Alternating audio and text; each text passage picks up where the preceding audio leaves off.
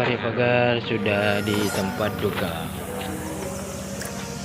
Assalamualaikum warahmatullahi wabarakatuh. Hari ini Fahri Pagar berkegiatan menunggu jenazah saudara kita yang meninggal di Malaysia, yaitu Saudara Sabri yang menuntut mengambil gelar di Malaysia. Meninggal hari Senin, sampai di tanah air hari Kamis. Semoga husnul khotimah dan yang ditinggalkan menjadi ketabahan. Amin.